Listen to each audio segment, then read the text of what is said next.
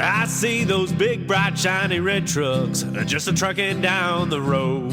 Those big, bright, shiny red trucks just a-looking for another load. Well, it's a family tradition, any Rocky Mountain day. Our fathers before us showed us the way. We work for asphalt cowboys and concrete kings, but that's never been a problem, cause we got diesel in our veins. We've got diesel in our veins. What's up, everybody? Welcome back to the Challenge 23 podcast. The purpose of this podcast is to reach out and touch the fleet, to engage and inform everyone of all things JFW. Good morning, Jim White, Brother Dave White, and Super Dave Weldon. How you doing, man? Hi, everybody. Good morning, everybody. Man, it's so weird recording a podcast on a Tuesday. Yes, it is Wednesday. Yeah, I didn't find that out until I was at the coffee machine talking to Ricky. I'm like, happy Tuesday. He's like, happy Wednesday. I'm Right. like, podcast. Ah. Happy podcast day. Yeah, I wish I would have known that yesterday. It was nice having Monday off. It really was. Just a little extra day. It's nice having that extra day, and then it's nice having a short week. Yeah, You know, yeah, a it's little like- bit. It's like a double whammy. So But sometimes, yeah, stuff to make up for during the week too. When you miss that one day, but oh yeah. You're gonna be behind, but it's worth it. yeah, absolutely. Guys feeling patriotic today? I see, Brother Dave, you got your American flag shirt on. I do. I'm ready. Why don't you kick it off? I pledge allegiance to the flag of the United States of America and to the republic for which it stands, one nation, under God, indivisible, with liberty and justice for all. Father God, we thank you for the opportunity to go out and do some trucking today. We pray for the safety of our fleet, all of their families, and all the other families and individuals we come across on the road today. We pray for patience and in making the good, safe decisions. We pray to be accident-free and that we all make it back to the comforts of our homes this evening. We pray for healing and 100% recovery for all of our family members that are ill. No matter what, we trust you, God, and it's in Jesus' name we pray. Amen. As a reminder, anything you hear on today's podcast is not the opinion of JFW's. It's just the four men in this room's expressed opinion. Episode 195 had 223 downloads. Check it out, guys. Our total downloads, 99.8 thousand total downloads. I am comfortable with bringing Fam Bam on the show next week because we'll be at Sweet. 100,000. Awesome. That's good stuff. 789 followers. Would it be, since it's our expressed opinion, would it be weird that I don't think I can say the Pledge of Allegiance by myself, but I can say it with a group and remember it? I guess I'll have to try it. See if I can. Good thing you're not a lead singer in a band. Right? I can never. I watch those guys do the song after song after song. I'm like, how do you remember all that? I just don't do that. Like on, American Idol or The America Voice. Got Talent. Every week they have 3 new songs to memorize, Yeah. Yeah. I can sing along all day long, but I can't remember words. Like I couldn't sing a song to you right now. But boy, play something on the radio, I can sing along pretty good. So you say the good part. Hey, I didn't say I was in tune. You say you sing along pretty good. I mean, you sing along. That's one thing I wish I had the gift of. Like when I watch the worship band at church, or like some of my favorite drummers or bands, or just music just does something, and to be able to give that to people would be amazing. Yeah, Right? it must be amazing, Jam, because I do not have that. I don't have that gift either. Yep. Now, I had a little DJ set up in my condo, and I used to be able to mix music and stuff, and we'd have like little after parties at my house, and I'd play for people. That's as close as I could get, just matching some beats and picking some songs. Yeah, that's something else lately that I've not. I mean, I know it's been happening, but with, I guess, all our technology, but the way they can take and match songs All together. the mashups. Yeah, yeah. know, rock or country or rap or whatever, and it's like that's cool. Yeah, I have that one song that combines Superman and something about Oklahoma. Yeah, it's like the Superman's like beat, and then the country singer. It's Yeah, pretty wild. yeah, it's crazy. Yeah. All right, guys. Did you guys hear that the man who invented the throat lozenges died last week? No, He choked to death. I don't know how he died, but he died. But would you believe there's no coffin at his funeral? And then what do you call a reluctant potato? tough spud. I don't know. A hesitator. Hesitator. Hesitator. And then I got one more. Why was Cinderella so bad at soccer? You guys should get this one. She only had one shoe. She didn't stay at the ball or something. She kept running away from the ball. Yeah, kept running away from the ball. There you go. You got it. All right, what do you guys got? I got some NFL jokes. Let's I know go. this isn't opening weekend, but it's the weekend before, because I don't think there's any preseason left, is there, Dave? This weekend? No, I know the Broncos this don't have weekend any. was NFL Silence. void. Yeah. But that was okay. It was fun watching the CU game. Yeah, It yeah. was a pretty good game until the last last minute sucked. Yeah, Right? It totally did. Yeah. So, do you guys know the difference between the Green Bay Packers and a dollar bill? I do not. You can still get 4 quarters out of a dollar bill. Damn. That could be any team you want to label on there. Then, let's see. You get locked in a room with a Dallas Cowboy fan, a lion, and a bear. You have 2 bullets in your gun. Who do you shoot? The Dallas fan twice. The others can be reasoned with. Oh, wow.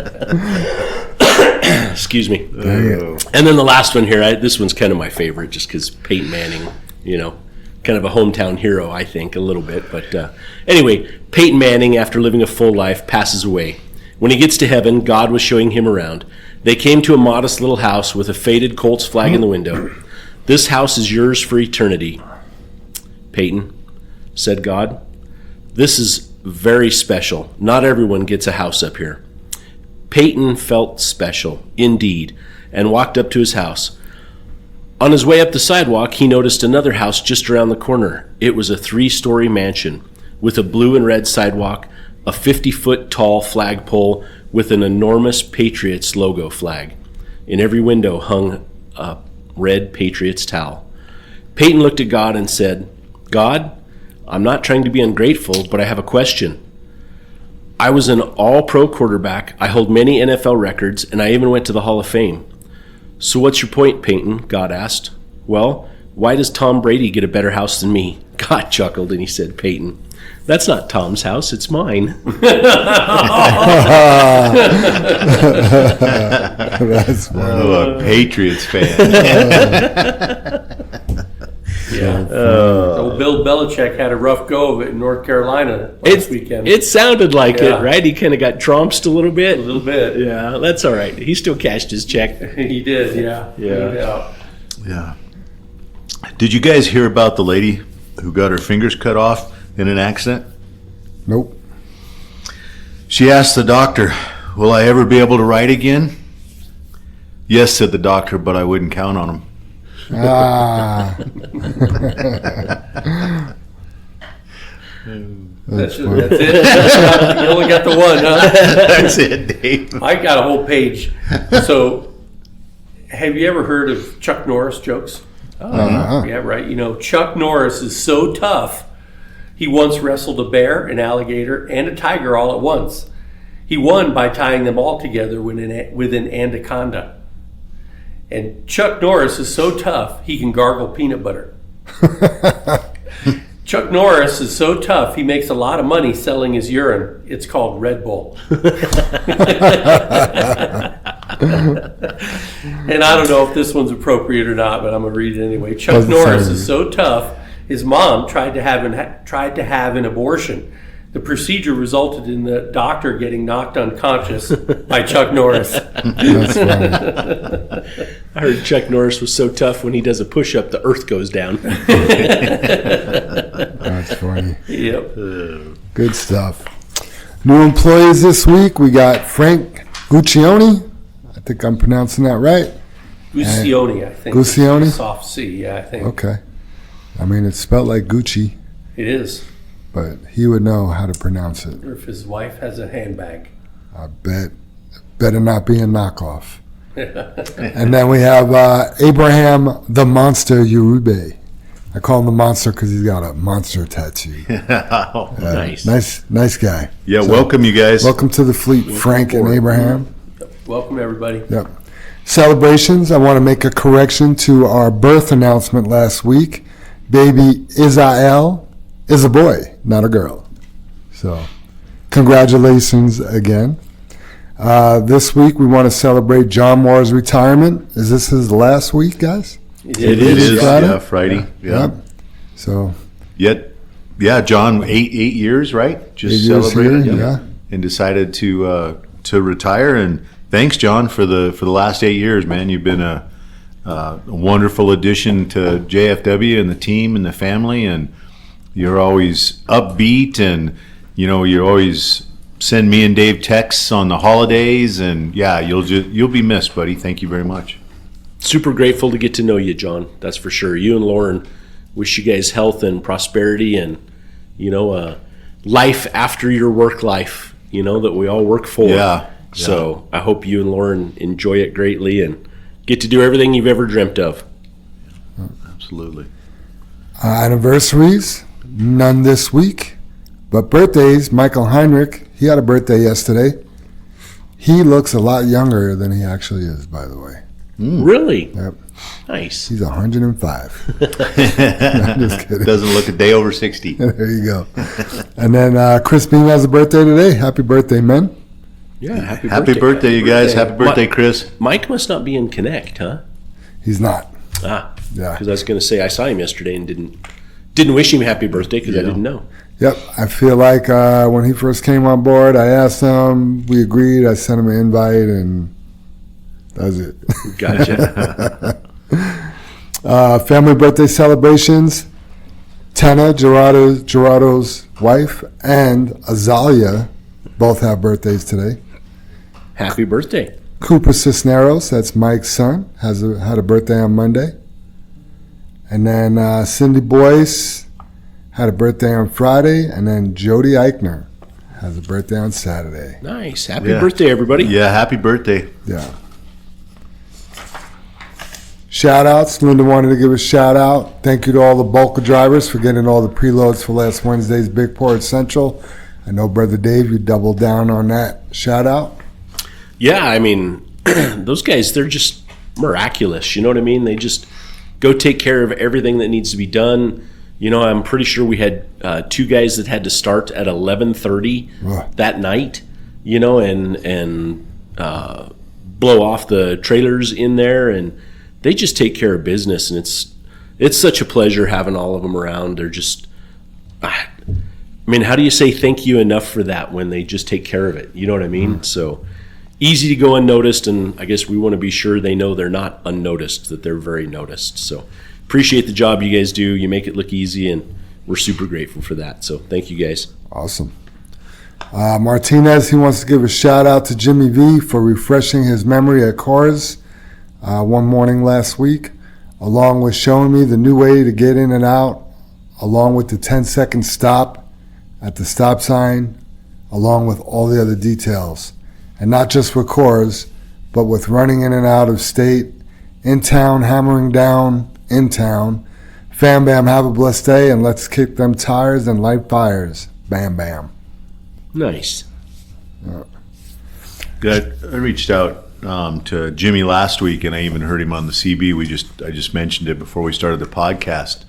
Thanks again, Jimmy. I sent you a text that you truly seem to have a new attitude on life, and you've really changed. And you made the comment yesterday when you came into the yard on the CB that it wasn't wasn't a hard day, wasn't a easy day. It was just kind of just right. And that's, good attitude. So thanks, Jimmy. Appreciate that. Man, I wish I had that day. Sounds like Yeah. a good day. Yeah. Only the way you look at it, isn't it, Jim? Absolutely. Yes, sir. John Jordan wants to give a shout out to Ashley Fernandez. Ashley's a new driver. Been here maybe a week. This is her second week. Anyway, for leaving his truck better than the way he left it. Great to see people doing this. So if you were going out of town and you want to request somebody to put your truck better than they found it, there's a person. There you go. There you go. Yeah, I think with a lot of the new people, we've been just shorthanded and we're busy and we're kind of throwing them in the fire. They're having to shadow or drive the trucks on their own. And, I was going to have a shout out leads to it for all the new people. Hopefully they're listening to the podcast and become part of the family here and stuff. But I don't think it's usually the way we do things, the way we've been doing things in the last month here, getting you in the truck and getting to trucking. So thank you very much. And sounds like Ashley jumped right in the truck, and I know she hasn't been here more than 2 weeks. Last week and was it? obviously threw her in a truck and already taking care of things, and it's just nice to see and apologize basically. I'd like to actually talk to those drivers about that to see what that experience is, because some of them may like that. Right. Just getting thrown in, Yeah. because you can drive. You're here to work. Exactly. Right? Yeah. Yeah, it's an interesting. I often wonder. Obviously we're all around so much and we listen to the stuff, but which way do you learn? Super Dave, his first meeting in the morning, there's a lot of information, and then we give him to JR, and JR is a lot more information, and it's half a day or whatever, and you can go home. But we're just trying to set you out on your best foot. Right. And give you as much information so at some point you've heard it someplace, and a few days with Kendrick then, or is it somebody that just, hey, you got to put me in it. I gotta learn by doing. I can't listen. Yeah. I just always roll back to Super Dave training me. We jumped in a truck, he ran one load, and I was in the seat for the next 2.5 days, and that was my truck, and good luck. Yeah. Yeah. Which seems, you pulled it off, right, Jim? You did it. It's just because you had to do it, right? But when I think of that, just a few more pieces of information would help somebody. Yeah, I don't disagree with what we're doing, but I just look back to that, and never while I was in the truck with Super Dave I was like, this isn't enough. Like, I thought it was appropriate. So I think repetition is the greatest teacher.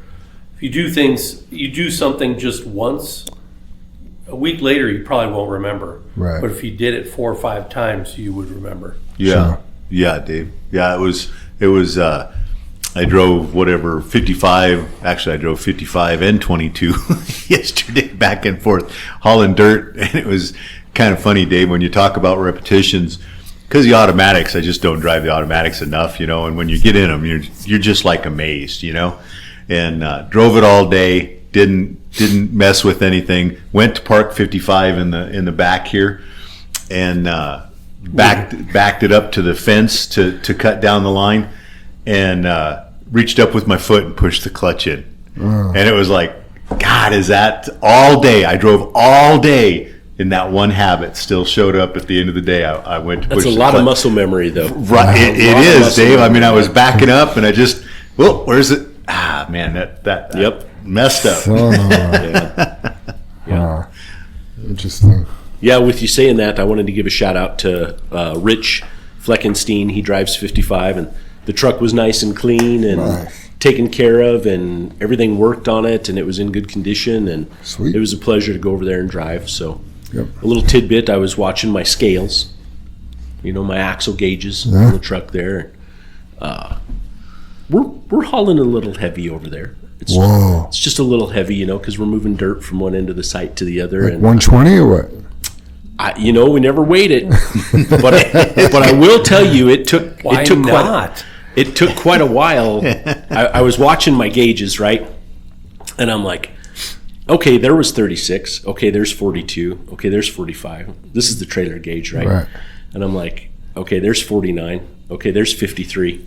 Okay, there's 55. I'm like, damn. So then I had mentioned to Jim after 2 or 3 loads, the gauge just goes to high.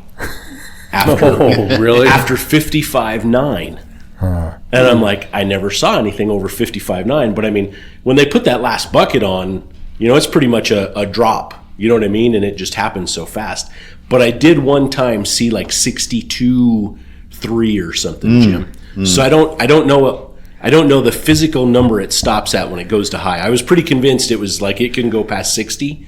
Like it just couldn't do that. And then the drives were at, I don't know, about 38, something like that. 90 plus 10. And that's with no material landing legs for Yeah, no material. Yeah. So you're like 108, 110, somewhere around there. probably, yeah. I'd have to say we were going 100,000. Yeah. Yeah. Yeah, 22s at the trailer gauge doesn't work, though. Gotcha. Yeah. Couldn't get a reading. Yeah, I took It's a rock trailer, Dave. I know. Western Star. I took Dustin Courier's truck yesterday, and I didn't look at the gauges before I got loaded. And then once I was loaded, they seemed backwards to me. I'm like, and I was like, oh, these are way off. And I was about to adjust them. Then I called them. I was like, hey, are your load gauges like backwards? Like, is the one on the right for the tractor and the one on the left for the trailer? He's like, yeah. I'm like, that makes sense. Yeah, because the rock trailer, the empty was, I think, 11 is what it showed. And Dave said his on the aluminum showed like 8. 8.9. So I figured 22 was pretty close, being 11 with the rock trailer on it. Yeah. Sure. Yeah. Yep. Also, Dustin Courier is at home bored to death. So if you want to give him a call and cheer him up a little bit. He's not sad. He was in high spirits, but he's going crazy sitting at home. Yeah. Yeah, so he's supposed to be back the first week of October, but he says everything's going really well and he's trying to get an early release. Oh, so. good for him. Good, yeah. There's a guy that wants to work. Yeah. Yeah, guys like him and Potter, they're kind of that sidelined. Yep. Yeah. Yep. Yeah, tough gig. Has anybody talked to Potter? Do we know? Me and Dave, we did last week, Dave? Or has it been 2 weeks? No, it was last week, yeah. Last week? Yeah.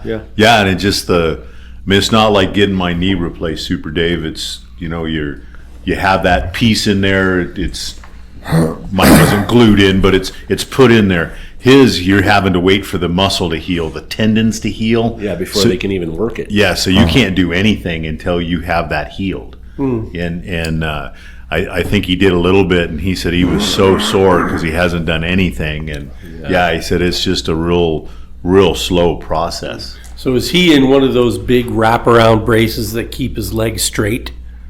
He might have been, but not now. He just can't use it. It wasn't. Yeah. I got a buddy named Adam Young. Erica probably knows him. He's a bodybuilder from Armbrust. And he went to Japan with his wife, and they were at a sumo wrestling thing. And they, he's a big bodybuilder, so the sumo wrestlers challenge him to, do a little expedition. And he goes in hard, and he's pushing the sumo wrestler, and all of a sudden, he just lays down. His legs gave out. So they thought he was dehydrated, and then they thought he had what's it called, rhabdo, where your body starts eating its muscle from doing too much.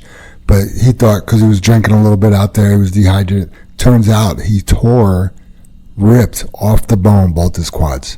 Both? Both. Wow. In Japan. Couldn't walk. Wow. Yeah, so they finally were able to get him home, and he still can't, he had a surgery, but it's a rough recovery. That is crazy. Yeah. Both. That wasn't an expedition. Well, the sumo wrestler wasn't really doing that much. Yeah. Yeah, so he wasn't expediting. Wow. Yeah, that. Rough it's day. kind of like you just never. I'm sure Potter, just playing softball. He plays softball every year and have that happen. It's when you're doing shit that you just don't expect things to happen that sometimes you get hurt the worst. Yeah, the older you get, the more you got to warm up. Yeah. That's, and even Right? sometimes that ain't enough. Yeah, You know? yeah, no doubt. I also wanted to give a shout out to Mikey. I didn't know it when I saw him yesterday. I would have said something about this too, but he and Melissa just celebrated Oh, their yeah. 30th wedding anniversary yesterday. So shout out to you and Melissa, Mikey. Congrats. Yeah, absolutely. I got to tell him Friday. Dave, Yeah. It was my anniversary weekend, he mentioned. Nice. And we all talked that we were all, because Holly was there too, that we, 30 years for all of us. Yeah. We all got married in the same year. Dave even joked that he went to a lot of weddings that year. Yeah, right? Yeah. Yeah, We're still all together. Holy cow. Yeah. Congrats, Mikey and Melissa. That's awesome. Yeah, no easy feat. No. All right, moving on to any more shout-outs? I think we're good. All right, moving on to the discussion topics of the week. Number one topic, do not use time off features in Connect Team at this time. So we are potentially moving some of the time off stuff away from Paycom into Connect Team. You may see a time clock in there. You may see, ways to request time off in there. That is not for use at this time. We're not using it. I'm just playing around in there. So. Number two, checking for chains. They will be checking for change in Docero tomorrow and on Highway 285 as part of the chain requirement that started on September 1st. So make sure you got chains. Yeah. That was the other thing Dustin did yesterday is I'm literally pulling out of the yard and he sends a Connect Team out like, whoever's driving my truck, one of the chains is broken. I'm like, okay, cool. Yeah. So, It's not just checking, because you could look right at your truck and see the chains hanging down. We got to check them. We got to take them off. We got to stretch them out. We got to inspect them. Yep. We got to make sure we got the chain key, the cam lock key. We have a whole shelf full of keys and things in the parts room. We need to order the chains. I don't know if Mikey's got any on hand, but there's a bunch in the shed. we're going to have some broken chains. And if you get up on the mountain and it's snowing and you find out you got a broken chain, it's going to suck. So do it here in the yard when it's warm and sunny out, and you can get it fixed. It's better to be sweating here and do it now than crying up there with a broke. Absolutely. You very well might not have been in that truck 6 months ago, and you don't know whether that driver made sure his chains were all squared away or not, So Yeah, same with the bolt and the lid and all that kind of stuff. And I know you mentioned it, Dave, and Jam, you did last week. Without that key, the chains are useless. Oh, yeah. And if I was an inspector, I think I would not necessarily have you lay the chains out, but I would ask for that key. Absolutely. It's an easy thing to have and not to miss. So, yep. Also, I don't know how this happened, but in the shed, there's a lot of chains in there in bags that haven't been opened. But then there's a lot of used chains in there, like rusted. I don't know how they got in there, but they were good. Like the one I grabbed for Dustin's truck is totally fine. So that's good because to me they're broken, Jam, and they should just be thrown in the iron. Right? I don't know how they got there, but Okay. So did you lay it out? Is it the right size? Is it I 4 or 5 chain, or? I laid out the one that I put on Dustin's truck, and it seemed like a normal chain. I don't know. Didn't match it up. Do you think, Super Dave, we ended up with a bunch of different size tire chains? I I don't know. I know at one point someone last year, like in the middle of the season, they had 3 22.5 chains, and like the fourth was just huge. Like it was definitely for a 24.5. Huh, okay. So I don't know. Yeah, I didn't know if that was a thing. We ran into which that, was right? weird. It was almost like a bag was Wrong? Yeah, like you got whatever. So Sure, that makes sense. Yeah. and I'm saying 24.5 because I think that's actually the same chain. If I'm not mistaken, you just 22 and 24.5? yeah. I'm kind of talking out my butt right now because I really don't know, but I'm pretty sure. So anyway, We'll go with it. yeah. You're not wrong very often. So. Yeah, I'm winging it on this one. I'm winging it. I could answer it right quick. Just look on my phone, but that's all right. All right. This is from Super Dave. I'll read it though. Please pick up your trash in the truck. Please keep your truck clean inside. We used to check trucks and attach cleanliness to your safety bonus. Now we don't, but maybe we should. I got into 2 trucks yesterday to do test drives, and they were literally a trash dump. Thank you, SD. Yeah, they were really bad. Yeah. That's too bad, because I mean, me and Dave just talked about it. 22 and 55 were both clean inside and nice to get into, and we just picked random trucks. So that's a bummer, Super Dave, that we still run into that. That's your office, man. That's where you live. What really sucks is one of those guys went over to the other yard to get a red frame, I believe, and just left his old truck like a pigsty. Yeah. So, not very good character there. No, that sucks. Nope. Yeah. A little bit disappointing. Yeah, because I think 55. I mean, it's not. I mean, it's so easy. He has a plastic bag, and I think it's around one of the knobs anyway. But it's just really easy to put your trash in it. Right. You know what I mean? And then I had the paper towel. I checked the oil and stuff like that, and I just put it in that bag. It wasn't bag wasn't full, truck wasn't messy. There was nothing. It's just no big deal. Who's 55? That was that Emilio? No, Emilio's 57. I know it's an easy one to park in the red lot. Yeah. Rich is 55. Oh, Fleckenstein. Yeah. Nice. Okay. Good job, Rich. Another Yeah. shout out for you. Yeah, thanks, Rich. Yeah, And who drives 22? You guys? It was Ted. Is that Ted? Ted Torres. Yeah, it was clean. Good job, Ted. Yeah, good to go. Yeah. Sweet. Let's see. Joanne, can you please ask everyone to check their address and phone numbers in Paycom and check their W-2 exemptions to be sure all is correct? Yep, this is your responsibility. Your money is your responsibility. So go into Paycom, make sure we got the right address and phone numbers, because we may be moving all this to a new system, and you want it to be right in the new system, and it's going to be, if it's wrong now, it's going to stay wrong.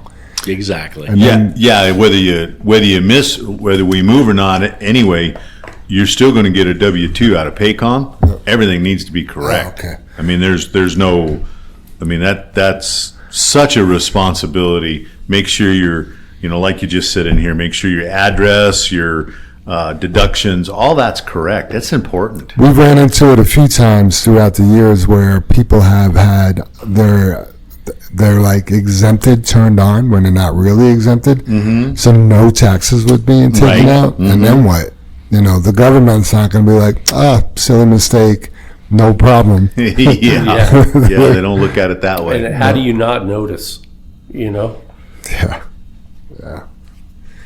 Well, definitely not looking, Dave. Yeah. You know what I mean? Yeah, not looking at all. Yeah.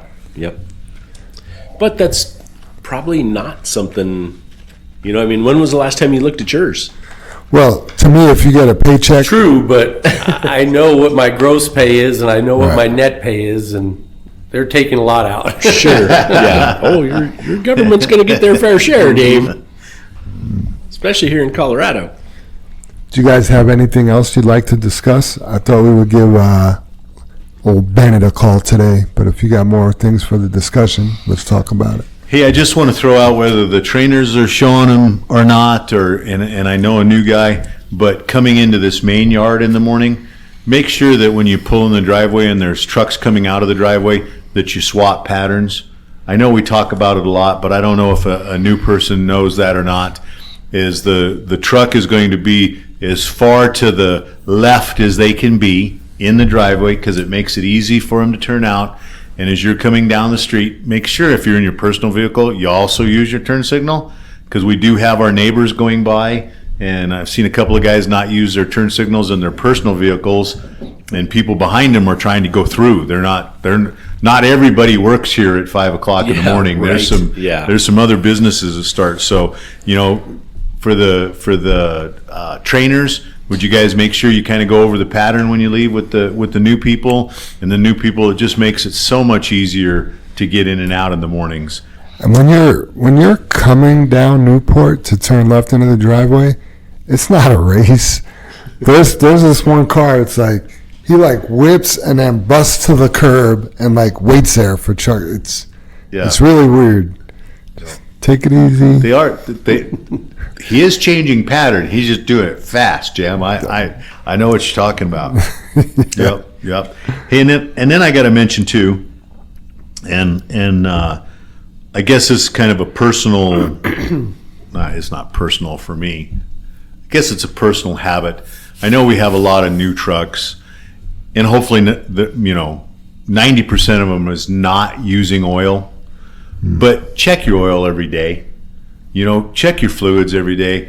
I know you might pull the dipstick out and it's the same day after day after day. Till it's not. Till it's not, and Scooby ran into one of the drivers, and the driver was like, hey, I know my truck. And Scooby's like, I know you know your truck, but, do you know if the shop worked on it? Do you know if you got your oil changed? Do you know if anything happened? And he's like, nope, I just know my truck. And Scoob's like, no, things could go on. Somebody could drive it. Maybe Greg, the night guy, took it and something happened. You just never know. And I know the truck I drove yesterday, 22, all the fluids and everything were just fine on it, but it looked like the oil hadn't been checked for a while. Okay, dipstick hasn't been pulled, and I get it. When it's the same every day, still, you guys gotta develop a habit to check that truck out. The easy stuff: bump the tires, pull that dipstick. And you may not even have to wipe it off. Just pull it out and make sure it's at the full mark. Yeah. Shove it back in. But it's the point of checking it. And I feel like I haven't talked about it for a while. We're always guarding against the what if. I mean, checking the oil is non-negotiable on my preaching. Kind of like getting out to look when you're backing up. It's Oh my- free. Yeah. It's like, Right? Yeah. I mean, really, you should be checking it twice. Once when you leave, and once a night. The one time at night when you're checking it, you're making sure it doesn't need oil. Then when you come in the morning, you're making sure nothing happened to the oil. Yep. Yep. Yeah. Yeah, and it's just, jumping in there, and then as you guys are, looking at your trucks and trailers, our shop does an amazing job. They have a lot of stuff to fix at night. Ricky and Teddy and these guys, get you guys going during the day and stuff. But if you're walking around your truck and stuff, and there's obviously some zerks that aren't being greased, mention them. Write them up, say something to somebody. Grab Andre in the night or grab Mo over there and just have a nice conversation. Go, hey, I just noticed these zerks they don't look like they've been getting greased. Can you guys grease them? Or, do I need to do something wrong? Have you missed them or anything? So that brings me to the rock trailers, and going out on a limb here, Dave, maybe you can correct me, but all our rock trailers should be all the same. They all have the high lift on them.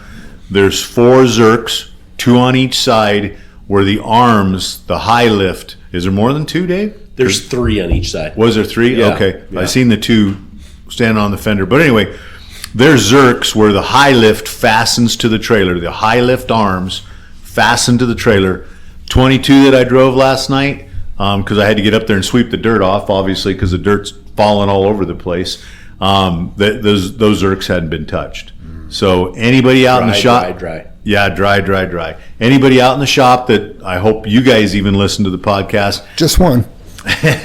Ricky, Yep. make sure you grab those zerks, and for the rock trader guys, obviously Ted, Rick, I don't know everybody driving all the rock trailers, but if you're on that ladder up there, or you're in the trailer cleaning, look at those 2 zerks or 3 zerks actually, where the big arm fastens to the trailer. If they look dry, say something to somebody. We can't. That's not much of an action of the tailgate going up and down, but it needs greased. Gotcha. So big deal, and it goes the same thing. I don't know. You look at your front ends, and they look like the zerk hasn't been greased, or there's no grease. You look at one of the rock traders has S cams. I think probably something that's missed quite a bit is the bulker guys. Those trailers don't make it in here very much, Right. and they should be greased. But it takes the village on this stuff, and we all have to be paying attention, because the upkeep's easy. It's the fixing that's the problem. And the time involved in fixing. Yeah, just not necessary. We don't have to do that. It leads to such bigger problems. I agree. I think that's the couple of things I had, Jam, that Okay. I just wanted to mention, and that was, a little bit of driving yesterday. Oh, and I did not write it up. I forgot. Ted, 0022, hope you're listening. Write up your ladder. Write up your ladder for your trailer. Man, you undo that bungee, and I'd never driven your truck. I undid the bungee holding the ladder, smacked me right in the head. It's dangerous. I forgot to write it up yesterday. So there's no lock on it? Nope. It falls right down? Nope, huh? it's the lock's broke, Dave. And the rock trailer ladders, They're heavy. they're a chunk of frickin' metal. I knew you looked a little funny this Right? morning. Your eyes are. Luckily, hard-headed, man. Made it through it. But yeah, 22, Ted, write that ladder up, man, and stay after writing it up. Somebody needs to fix that, and I forgot yesterday. BD, you have anything else you would like to discuss? I'm good. I think you guys covered it all. All right. Lubrication. Parts need lubrication. They do, man. It's pertinent to their. You guys want to try to call Bennett 0060? Sure. Well, I think we could. I'll try calling him, or maybe just you. I'll try it. Okay. Let's see.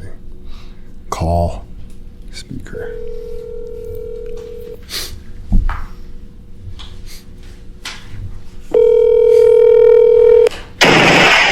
How's it going? It's going good. How are you, Bennett? I'm doing pretty good. You are being recorded on Channel 23 podcast. Well, shoot. Yeah. How's it going, everybody? How's it going, gentlemen? It's going good. Good, Bennett. Good, man. Good. Good to talk to you guys. Yeah. Where you at? It's pretty noisy. Is it? Okay, could I call you back in like 3 minutes? Once I get off the highway, I can swap out to a better headset here. I think we're good. I was just wondering where you're at. Sound like you're driving a truck or I'm something. going 72 miles an hour on I-25. Whoa. On Firestone Boulevard right now. Yep, your speed alert just went off. I hope not. I'm just kidding. So, Bennett, how long have you been driving? It's probably just over 2 years now. Okay. Just like a few months over 2 years. And I heard a story from Super Dave, but what's your favorite thing about driving? Why do you drive? It's probably everything together. It's the sounds, it's the feeling, it's the sights, man, the sunset, or the sunrises, the sunsets, all that. I think everything together, really. It's just something that is like, you can't replicate it. There's nothing else in life that's quite like, that has all that stuff going on at once and is also as calming as it is.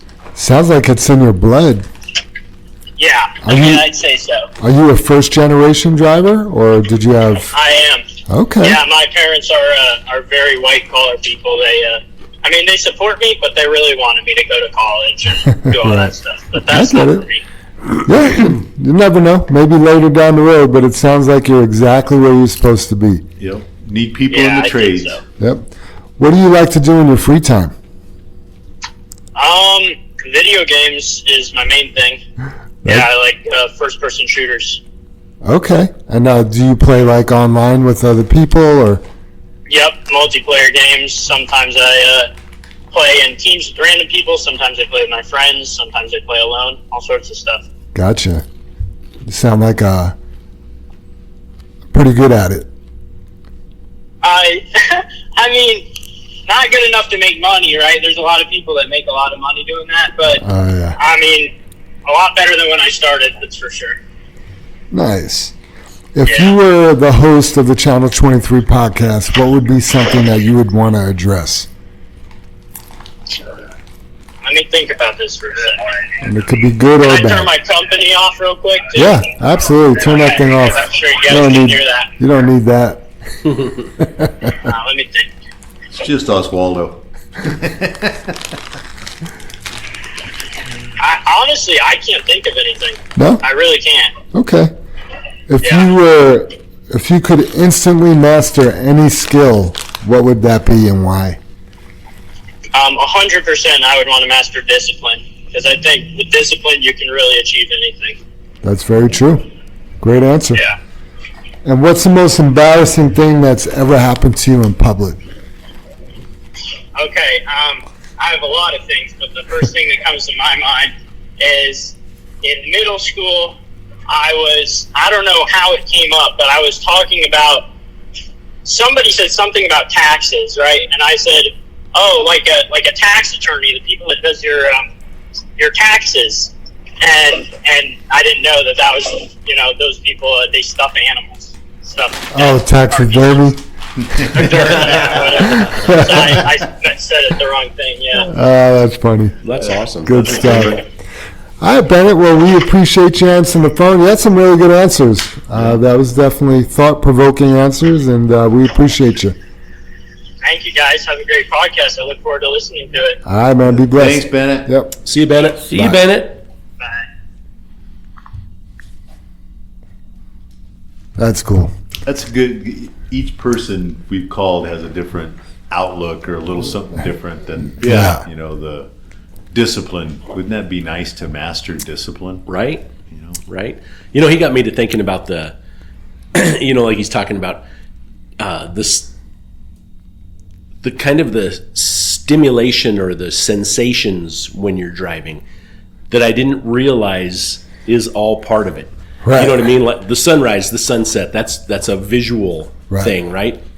But to have the window down and to smell the fresh air, and when you go over Kenosha and, when you're in town or The rain comes in. yeah, there is a lot of like stimulation in that I never really thought about it. I've always enjoyed that part of it, but I didn't think about it. I just haven't thought about that part of it. And that makes it great. I mean, would you rather be indoors stuck at a computer screen or out doing that? I mean, I hands down, not even a question for me. I'd rather be outside. Right. So, yeah, that's cool stuff there, man. Yeah, you don't get that in the office. It's like yesterday hauling that, it's the smell of the dirt. Right, Jim? Every time you dumped, you're back there and the dirt just smelled. And I mean, wasn't yesterday awesome? oh yeah, Like it was just awesome. It was, yeah. There was a couple loads though that were a little difficult to dump. a little unlevel back there, but gotta be pretty level when you're 100,000 pounds. Yeah, I'm trying to recall. I saw a short on discipline. I can't remember if they were saying that was the most important thing or if there was something else. But discipline, I mean, if you're disciplined to get up and do something every day, religiously or whatever it takes, may not be every day. I mean, it'll get you where you need to go. Yeah. Yep.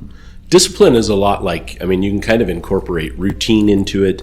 You get your 10,000 hours at doing it. You have to be disciplined to get your 10,000 hours at doing something. Dedicated. Yeah. Determined. Yeah. I mean, there's a lot that comes with that, and it's a lot of repetition. It's a lot of all of that, Yeah. You have to have repetition and discipline to learn to play the guitar, but once you've learned, you've got it. Now you're a guitarist. Right? Yeah. You play a guitar for 10,000 hours, I bet you get pretty damn good. Yeah. You know what you can't get good at in 10,000 hours if you're not good at it? Singing. This is true. Right? This is true. All right. What's going on at UR23? I heard there's framing going on. I heard there's a cloudy substance on the floor now. Cloudy substance on the floor. That's the way it was described to me. I'm not sure who gave you that description. One of your safety directors, not mentioning any names, JR. Well, JR's vision wasn't clear yesterday. It was cloudy. So everything was cloudy? Well, because Scooby was smoking in the truck geez. with JR in it. JR's over there fanning the cigarette smoke. I was like, so no, JR was having troubles. He wasn't breathing well the whole bit. So That's yeah, they. I mean, the probably look cloudy. I get that from looking over there, but they've swept the whole floor and they scraped the 2 guys or 3 guys scraped it and swept the whole floor over there. Most of it yesterday when we were there, but man, they were still there working yesterday, Jam, and they have what 90%. I don't even know 90%. They get a lot of walls formed. Really? There's a lot of shit on the floor. Wow. Walls. Yeah. I mean, there is a lot of walls on the floor. I mean, they're pouring next week. They're pouring Oh, next week. I pictured that. That makes sense. So I'm picturing they come, they pour a wall, they tilt it. They're pouring like all the walls? Well, there's not enough floor space for all the walls needed, so it'll Is it walls on top of walls? Are they No. stacked? no, it'll be one wall. Yeah. Yeah. So 2 stories. Height wise, yeah. Yeah, it's a 32-foot tall wall, Jim. Wow. Yeah, those walls are 32 feet tall. How long? I think the longest panel was 26 feet. Ooh-wee. Yeah. But they were capable of doing that. I don't know if we wound up with any of Got those, it. Jim. So, but yeah. I mean, it's super exciting, man. To see So everything did they- got going over there. Did they pre-treat the floor some to make the concrete? They will, but they'll spray everything. They'll spray Gotcha. the forms, and they've got triangles. Yeah, that's the only way to describe them. Triangle strips that they've already glued to the floor, which is the lines. If you pay attention to a new tilt-up building, it's got the lines in it. That's all our lines, or relief is what they call it. So I'm sure if they start on the other side, they'll do our mountain scene in the triangles in that. Yeah. And there was just a lot going on yesterday, and we met Adam, the foreman of the crew, and a super nice guy, and he said anytime you want to walk around or got questions or you want to know something, We'll be here every day. Don't worry. just just let me know. And It's pretty cool. He gave us a few explanations Yeah. that we weren't aware of before. Obviously, the floor side is the outside of the wall, so that was the purpose. They needed to get the finish so perfect on the floors, right? And then the part closest to the outside of the foundation is the top. yeah. So the inside, I'm exaggerating, I don't know how they'll actually pick it, but they'll like pick it at the top near the outside and actually just slide it right up into place. They just literally slide stand it it right up. up into place. Yeah. And they like to usually start in a corner. If they can make a corner, they'll go for a corner. And I think they're gonna start in the wash bay. Did you get that? It was a little confusing. It was a little confusing. But two pours and then one little one. So they're gonna do as much as they can do the first one, then a second one Tilt up. and then a second one as fast as they can do it, and then there'll be one little one left. Yeah. So three times, because they're paying for the crane. Yeah. You know, all that sitting there. Sure. Yeah. So Yeah, and the crane, it still blows me. It comes in 11 loads. Wow. Takes 11 trucks Big to crane. move that crane. yeah. Yeah, and they were a little concerned, which we know, well, it better be moved, but we gotta get the poles down, the wires down, all that stuff over there, which is supposed to happen next week sometime. Yeah. We got the changes that are going to happen in the next 30 days are going to be monumental. Because like Jim said, those telephone poles come down. When those come down, we have to move our fuel tank. We poured the concrete for that yesterday. It gets moved to the east side of the building. So that way that fuel tank will officially be out of everyone's way. So Brinks Towing is going to show up, help us move the fuel tank.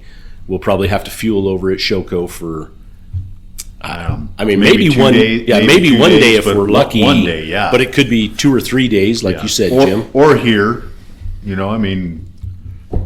I just go with Shoko because here's a cluster. We can't fuel our own trucks in this yard, let alone add 35 more. So you can say that, depends on but what kind of day. Yeah. What time of yeah, day. maybe one guy over there can come over here at 10 every day when no one's here. Because I noticed the super tandems, they snuck in. They did slip in, yeah. at 23 Yeah, and yeah. grabbed Shout out to them for doing that. Yep. So, Yep. so lots of changes, timing and coordination. Because we also, when we move the fuel tank, we also have to get down some recycled asphalt through that area because it gets the recycled. But we'll have some drain lines to put in first, or probably not going to get those in. We'll probably have to tear those up as we go. But Yeah. easy enough to fix that afterwards. Yeah, the tilt-up guy, Adam, he was like mid-October, and we'll have a building. Yeah. Wow. Yeah. That's crazy. Start like Dave said next week, pouring. But he said mid-October we'll have a building. They have to be out. Yeah, I mean, the window frames are delivered. They're all set up. Poured the rest of the curb and gutter in the parking lot. Yes, not the rest of it, but another huge portion of it. Yeah. I mean, we could really just about pave out front. I think they're going to want to pave. I Yeah. mean, as soon as the walls are up, they're going to want to pave. Yep. So- And then they got, gosh, what did I notice just? Oh, all the steel. all the roof and decking is being Yeah. delivered. So Yep. still. Yeah, lot- 5 truckloads of decking will be brought in. Was it next week? Did he think say so. next week? Yeah. Wow. Because it'll take a couple days or a good day to get that all Yeah, unloaded. full day just to unload the 5 trucks. Yeah. It's a lot. It is a lot. Yeah. How come permitting and planning takes 10 years and it only takes like 10 months to build the whole thing? I don't know. We should, realistically, Dave, we should be in the building right now. Yeah. You know, All I can say is thank you, government. Yeah. Thank you for allowing us to pay you dearly, tooth and nail through every week of taxes we send, and how poorly you suck at doing anything Yep. and not helping us. Pretty sad. Yeah, it is. It's really disgusting. Don't get me started. Too late. Yeah, it's pathetic. It just really is. What you pay in taxes and what you get in return. Yeah, very sad. Yeah. Not a good return for your money. Next on my list is safety director interviews. I know we got some applications and we need to book some interviews. Yeah, Yeah. We're So if you put in, my point is, if you put in for the job and you haven't heard anything yet, nobody's heard anything yet. So we're not ignoring you. We'll get to it here. we're just sucking right now. We're not doing a good job of getting to everything. right. All right. Safety topic of the week is let's be prepared for winter driving. I know it's still warm down here this week, but with the chain law or the chain requirement going into effect, now's the time to put your winter bag together. If you don't know what a winter bag is, that's a bag where you put all your winter clothes in case you get stuck somewhere and you got to chain up and you don't want to freeze to death, right?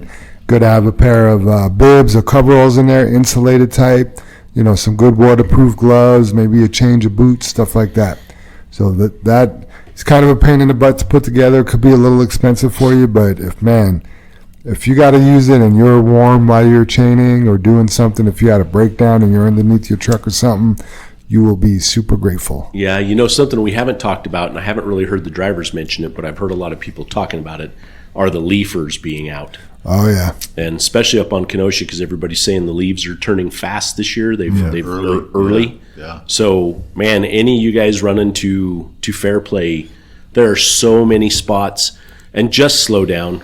Don't just go through those spots. If you're following a car, we've had so many incidents over the years now that those cars just stop. Yeah. They just stop in your lane like they don't think anyone else is on the road. And if you hit them, it's your fault. Oh, yeah. So, man, be vigilant about paying attention going through any of these areas, following the road and looking ahead and realizing, even though that car shouldn't be stopped and why is it, you got to pay attention. So please be aware. Yeah, think of what Bennett just said. We all get to see the changing and we're out in the environment. The guy that stopped right in front of you, he's been in the office for the last 6 months. And that's the first time he's seen a leaf that's gold. Yeah, he hasn't. He's stopping. Yeah, he isn't stopping. He hasn't been outside, Nope, right? And nope. and you've been to Fairplay 10 times this week, looking at the leaves, physically seeing the difference between Monday through Friday. So That guy's about to experience some pretty significant changes himself. yeah, no doubt. Yeah, absolutely. Yeah, and the winter bag, the door was. Ken told us the door was broke at 23 on the office there, and we went over and Dave brought some bolts and stuff with him, and I don't know what has happened to my tools and my pickup, because I usually have, just like we do in the trucks, I have a tool bag with me. I don't have any tools. I don't even have a screwdriver. But if there was a blizzard, You me got and your winter Dave would bag? have been okay. I have blankets, I have coats, I have gloves, I have hats, I have all this stuff, and I'm like, Dave, we're okay if it snows right now. Yeah, we can't screw nothing. Right. We're tight nothing, but we're good. We'll be warm, not fixing a thing. We could secure a small homeless camp. It's so funny because I cleaned out the inside of my pickup and behind my seats where I usually keep all my winter stuff, and it was like 97 degrees out there. I'm like, why do I have this? Why do I even have this in there? I'm not going to put this stuff back. And then I'm like, I just put it all right back. My coveralls, my big coat, Yep. my winter gloves. It's just, that's where it needs to be. There's no Right. reason to Yep. put it anywhere It else. does, Jam. It does, Jam. Even when I was, because I thought, maybe it's in the very bottom of my toolbox. I even found one of those blankets that I saved that's the reflective one that will heat you if you have to, an emergency blanket. Oh, I'm that like, you look like it's like, is this a really large cigarette wrapper or something? Those foil blankets? Yep. Those things are weird. They must work though. They do. So- They do. Yeah. Yeah, so they'll definitely help prevent hypothermia. Yeah. You know, Yeah, that's have crazy. I have one of those. Huh. space blanket. Yeah, that's it. Yeah. That's it. Yeah, for you'll spend. I mean, and I'm totally getting off in the weeds here, but you'll spend $200 on a med kit, right? And then you don't have a $4 space blanket in there, Right? and whoever's life you're trying to save could very well die because you didn't spend the extra $4 on a space blanket. Yep. So, Sounds to me like that blanket should be in that med kit. yeah, exactly. Because they do that for shock as well, right, Jim? Well, I mean, that's when you're what in I'm talking shock. about. If you lose a certain amount of blood, Yeah. yeah, you'll go into shock. Yeah. and you need to be kept warm. Yeah. those- Exactly. Yeah. Yeah, I don't know how much because I was talked to you about it, Jam. Told Dave because I was able to get platelets last week. Oh, yeah. for the first time because my iron was low enough, and I don't know what it has to do with being over a certain level. But anyway, it took I joked with you, it took 77 minutes to run through the machine, but you do get cold as hell. I was like, man, and because they were really nice. What can we get for you? Food, whatever. And I'm like, I need a blanket. I'm dying here. And so I can't imagine a big loss of blood, Jam, how cold man. Yeah. you really get in that situation and how you would feel. And, Right. because they were, obviously, they only take the limits you can do, and then they were replacing it with liquid, putting the, whatever. They weren't putting blood back. You're basically getting some kind of weird transfusion. Yeah, that's what it is. I mean, because she called it Sunny D. She goes, we're about to put the Sunny D back in. Wow. So, it's like, okay. Man, that's crazy. In addition to that, good idea to keep some extra washer fluid in your truck because, you may get a dirty windshield and you go through that pretty quick coming back And down. antifreeze. And antifreeze, yep. Yeah. I like that. And then, of course, if you got wet or slick, frozen, snowy ground, you want to increase your following distance and your speed. Decrease, reduce. Yeah. Reduce your speed, increase your following distance. How about that? Yeah, and to go along with that, I mean, I know it's been raining on and off, the whole summer here, pretty rainy last week, but so there's not a rush on the shop. Check your windshield wipers. Oh, yeah. Especially if you're in a truck that is yours, you're driving it every day. I mean, just check the wipers. It sucks when they don't work or they're torn or Yep. you get in, especially heading into this time of year, you get into somebody else's truck. Yeah. Flip the wipers on. Yeah. Man, a big deal. I know somebody Saturday called to ask if we have wipers here, and we should really have wipers here. The shop answered, yes, we have wipers and that kind of stuff, but it's something we carry. But like everything, we get low on stuff. So yeah, definitely check that stuff out. Things that'll make it easy on all of us. Yep. Get with your trainer. See what they do. Yeah. They'll probably give you some good tips and tricks. So, speaking of tips and tricks, it is time for tips and tricks with Armando, the Sergeant. I got to Del Val. interrupt you, Jam, and back up. And I hadn't thought about this before, but we drive on average 400 to 500 miles a day, right? If you were going to hop in your car and go for a 500-mile drive, you'd do a pre-trip.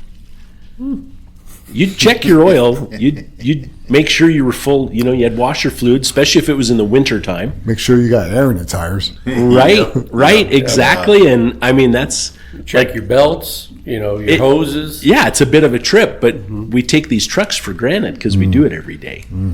So think of that like you're going to go on a 500 or 1,000-mile trip in your car, or 500 out and 500 back. That's a 1,000-mile trip.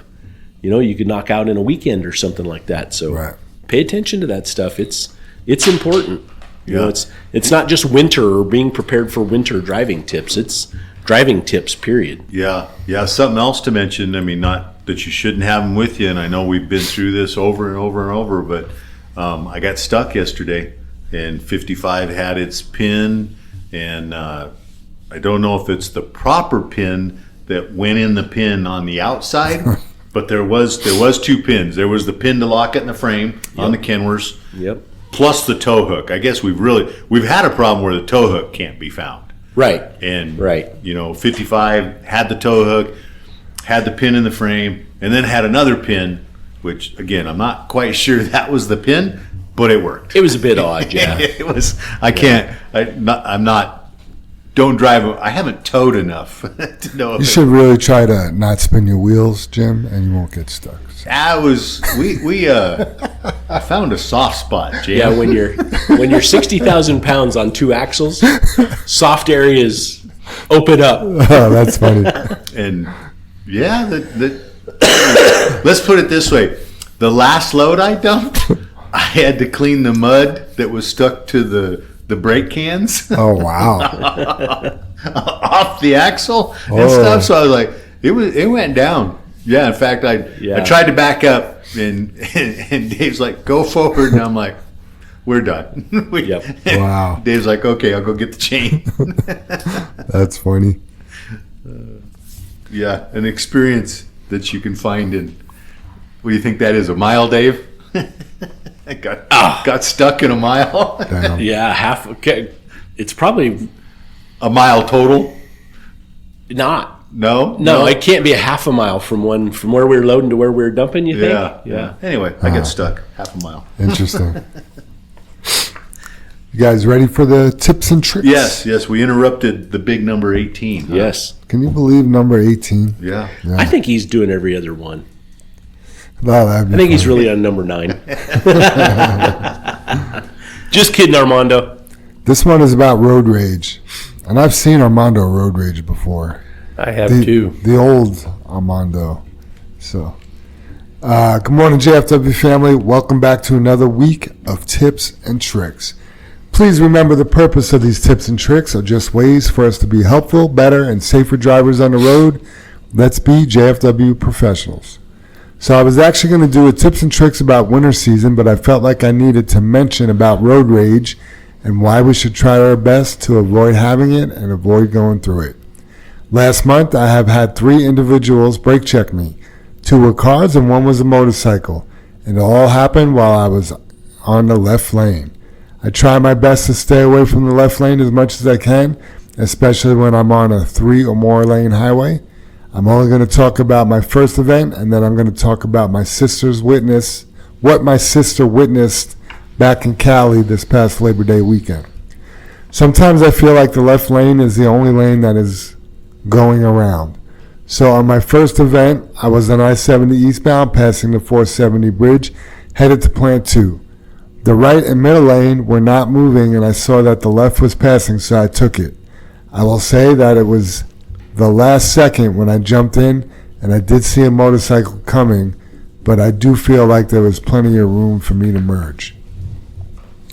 I saw him riding really close to me, and I knew that once he got the opportunity, he'd come in front of me, either flipping me off or brake checking, which he did both. Same thing happened on the other 2 events, except on the last one I didn't get flipped off. Instead, he or she just brake checked me while I went back to the right lane. So the other 2 were just that, but the first one was a little much. After, when he got in front of me, we started getting road rage with each other. I'm pissed off of myself because I know better not to do that. I've done it once before when I first came here to JFW, and I worked so hard not to be that driver again. See?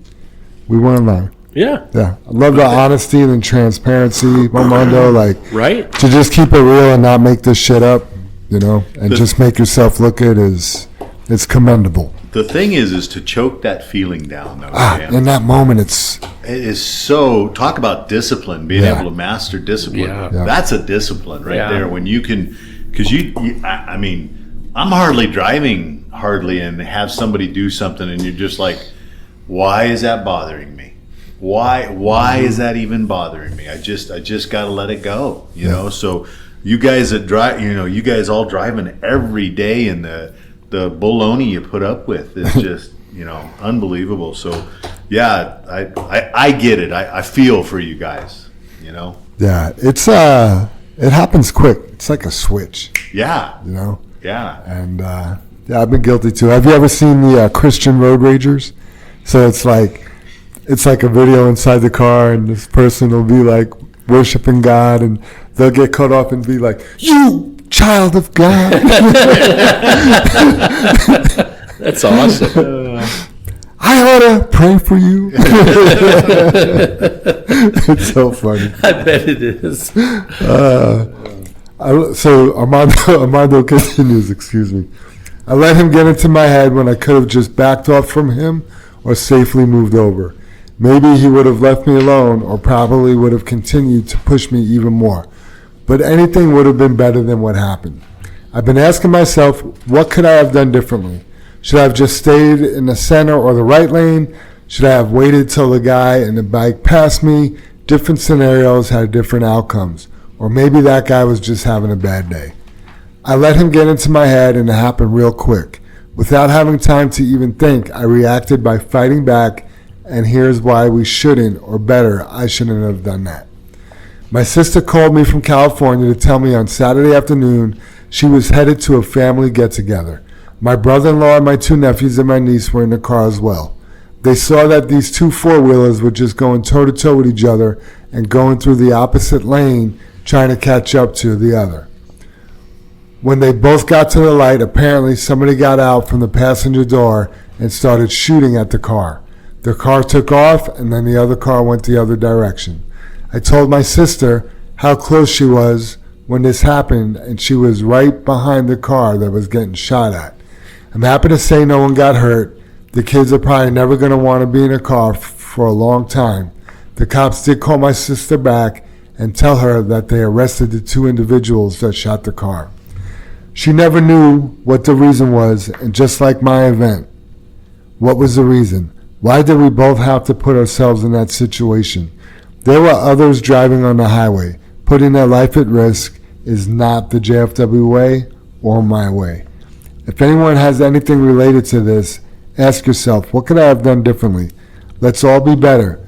We are a target to get everyone on the road, but at the end of the day, we have had our finger on the trigger. I almost pulled mine, but we got to be better. Don't make the same mistake I did. Please let me know on Connect Team what you think about this week's tips and tricks, and thank you all again for listening and the positive feedback. Let's start doing things the JFW way. Until next week, Armando, the Sergeant Del Val, 0073. Together we can be better. Well, I'll let you know right here on the podcast, this has been my favorite tips and tricks. Yeah, I got to jump back to when he first saw the motorcycle coming.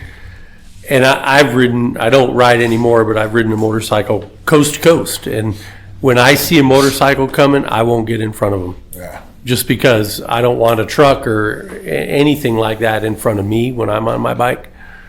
So I would let him go. It's probably good advice, Dave. Yeah. And 100% agree with you, Dave, but I do know the bikes ride so much faster now. Most of them are going so fast compared to the rest of the traffic. It sure seems like I it. mean, Boy, recently I've had so many that, lane split or pass you, and they scare me because they're so loud, or like, well, Jesus, where the hell did that guy come from? Yeah, and me that's too, Jim. They've just appeared because they're going so fast. Yeah. And I'm not trying to make it better for Armando. Obviously, he saw the guy coming and still changed lane, but I don't know the speed of him, Dave. But you're right, not to even get in front of the bike's just better if you see him coming. Yeah, boy, they do scare you, Jim. Yeah. They're so loud and they come up so fast, especially if you're in one of the lanes of traffic and they come up in the express lane going 100 miles an hour. Yeah. Oh my gosh. Yeah. You're like, where did he come from? Yeah. I really push this in my classes and try to teach my students. Nobody ever wins in road rage, ever, right? There's been cases where, both cars of people jump out with guns and they've actually killed each other right there on the spot. Yeah, those 2 guys in that parking lot. Neither one went home. Yeah. It's just crazy. And then you got to ask yourself, how far are you willing to go, right? So, First of all, being on on a motorcycle and brake checking somebody, that's pretty stupid. That That's guy, there's really something stupid. wrong with his head because it's very dangerous. But let's just say a car. So the car's willing to brake check you. You're willing to brake check them back. They're willing to get out in the light. You're willing to get out in the light. Well, they're willing to push you, but you're willing to punch them in the face. They're willing to pull out a knife, and you're willing to pull out a gun. Like, how far are you willing to go, and is it as far as the other person's going to go? And at the end of the day, it's not worth it. You know, you may have been just willing to shout at somebody, and then you got stabbed over it. You know, because that other person was willing to do much more than that. Yeah, very true. Good point, Jam. Yeah, and in the big scheme of things, over what? Over traffic. That's Right, a piece of asphalt because you didn't let me over, or Right. or you think I cut you off, or you know what I mean. Whatever the case may be, it is probably so petty in the big scheme of life, you know. But easy to get caught up in that moment. Yeah. There's the discipline again. I got caught up yesterday. You know, since Armando confessed his sins, I'll confess mine. Right. So going up Highway 85, car cuts me off, and it's just, there's no merge. You know, they pull out right into traffic, and I had to slam on my brakes, and up went my finger. You know what I mean? And it's just like, afterwards, I'm like, why did I give him the finger? Well, he was a jerk. You know what I mean? But yeah, and then, you know, that it just boils up in you, and then to let that go is, you know, that's a skill that you can learn to just let them go and not worry about it. Yeah, you guys are exactly right. But through all that, no matter what the road rage happens, and you know, going to shooting, flipping somebody off, the thing is what did you solve? Nothing. I mean, what did you if you shoot them? I mean, what did Right. over what? Right. That's my point. Yeah, right. A piece of That's- asphalt. Yeah, that's what. Right, like you cut me off. Yeah. Yeah. I mean, we solved it over for what? What did you teach that person? Right. Yeah. Right. Hey, I cut you off inside Costco with my cart the other day. You didn't do nothing. Right. You know, it's Exactly, something about Jan. getting in that car, having a little bit of horsepower, having windows. And anonymity. Yeah, and being in a safe haven, Yeah. right? Mm-hmm. Which a lot of people tell you your car is an extension of your home. Oh, yeah. Like you have certain rights in your car that you don't have out on the street. Like if somebody's trying to carjack you, I mean, it's basically like they're trying to break into your house. Yeah. You know what I mean? So Yeah, and in the road rage, I've heard the first person out of the car, whether anything happens, you initial start the aggressor. assault. You're the initial aggressor. Yep. Yep. That's the assault. Yeah, and I agree with that. I mean, why are you getting out of your car? Yep. You know, because I'm going to defend against the threat, not the action. I'm not going to wait for you to do something to me. If you get out of your car, I know you're here for one thing. Right. Yeah. You know? Yeah. So, Yeah, especially if you just can't, if you're trapped, Jim, if you can't leave. right. You know, because right. I've gotten in that situation sometimes where I don't even know what I've done with the guy, and the guy is upset, and I just go a different way. Right. That's smart. Avoidance. I mean, it's just like, or you know, me and Dave's talked about it. We've been a couple of times where you get somebody pushing you, you just pull over, Yeah. just let them go. It's like what? I can't go any faster. Go do what you Yeah. want to do. I'll gladly get out of your way. Yeah, And then they go ahead and push the car that's in front of you yeah, yeah. because there is no place Yeah, to go. because they don't even understand they're pushing you. Right. It's the sheep mentality. They're just going to go to the next car, and they're probably thinking, "Oh, you're in this," or "You got out." Oh, good, they got out of my way. Right. They'll go up And and push then they're 2 feet off of his bumper. Yep. You know? Yeah. That's the thing too, Dave. Is all the years we've all driven, and then you guys all out driving out there, is how close some people are willing to drive to the car in front of them. Yeah. I'm like, how can you drive that close and be comfortable? Yeah. Wow. You know, where you don't get the space. Yeah. Crazy. Yeah. Anybody that drives slower than me is an idiot. Anyone that drives faster is a maniac. I didn't wear my seatbelt yesterday, though, Dave. I did see you had your seatbelt on. I signed in to 22. I signed in, but I didn't wear my seatbelt, so I was going to drive in the pit. off road there. Gotcha. So I was going to see if it drove you guys crazy. The Kenworth wouldn't stop, man. No, It would not stop. You had the seatbelt up. yeah, Just put it on. Just put it on behind your back. yeah, 22 wasn't going off, Dave. Yeah. You would have been wearing it in 55 because you're like, I can't stand that. So I don't know if fourth gear dictates a seatbelt or not, but I had it on. I don't think I went over like 12 mile an hour or 10 or something. Yeah, through there. that's why I said fourth gear. Yeah. Soup, you want to hit us with that high road hauling? Okie dokie, we'll do. This week's high road hauling is something everybody should keep in mind. Kind of like taking the high road when you're having road rage. But this is something that I think is so important, and I ask people about it in the interviews as far as how important it is to always learn something. And the common comment is you learn something every day until you're 6 feet under, right? Hopefully. Hopefully, if you're open to learning, right? Yeah. So how important is lifelong learning? Learning is a superpower of superpowers. When you learn how to learn, you gain the strength that builds other strengths. Your brain chemistry actually changes as you learn. It's called brain plasticity. The changes occur at the level, at the level of connections between neurons. New connections form and the internal structures of synapses change. Your learning speed increases and you can even stave off dementia by learning new things. As you increase your skills, you become more confident and develop higher self-esteem. Research has shown that learning something new will make you happier.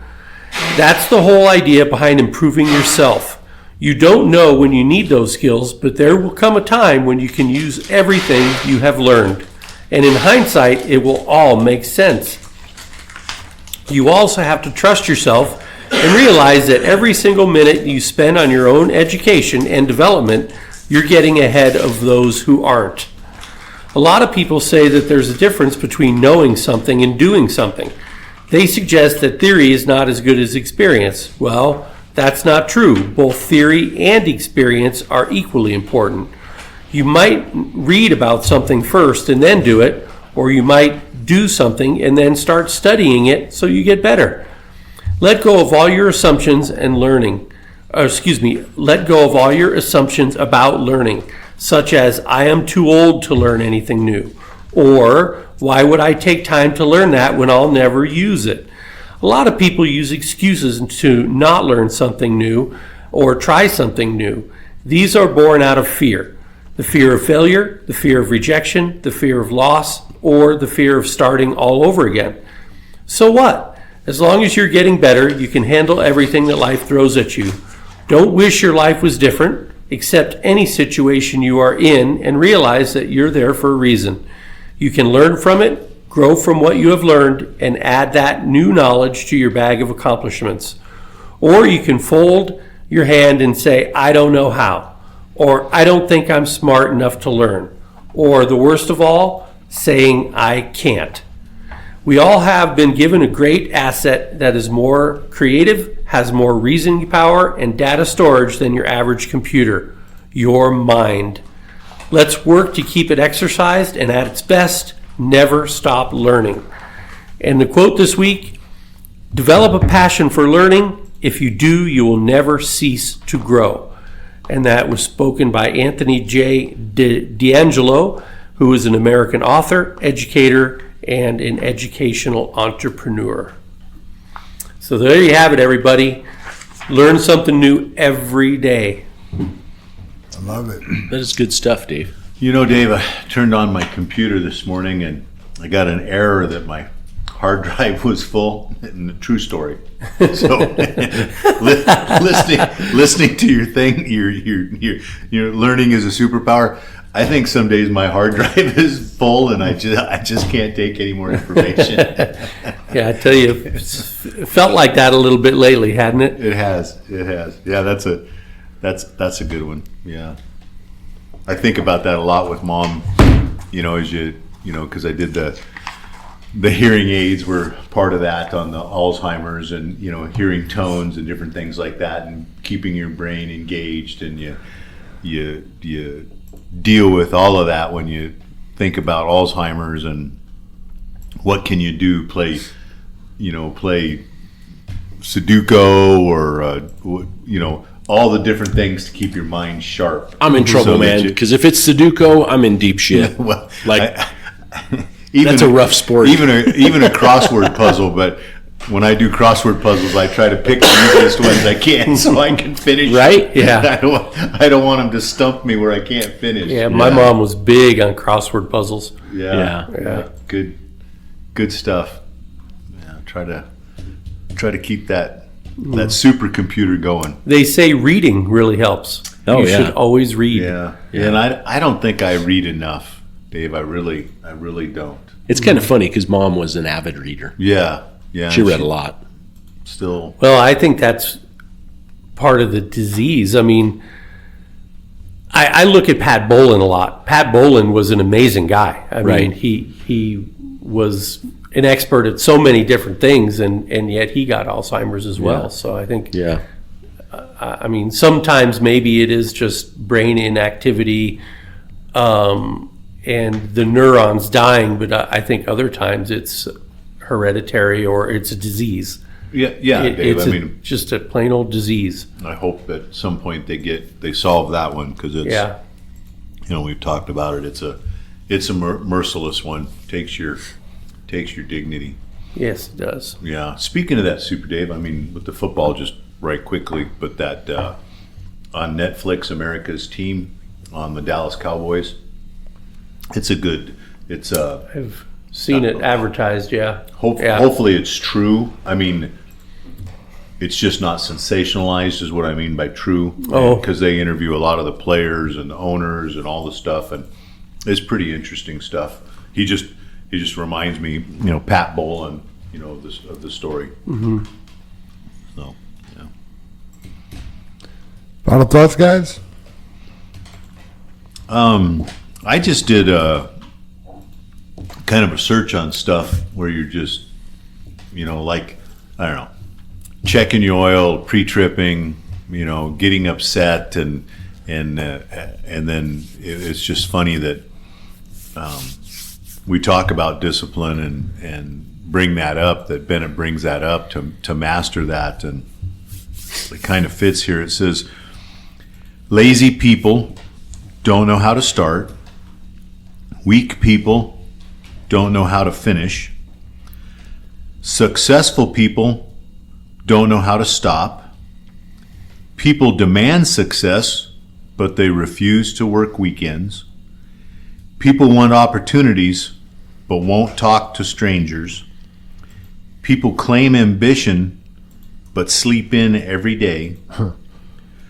We are a result of our actions, not our aspirations. Wow.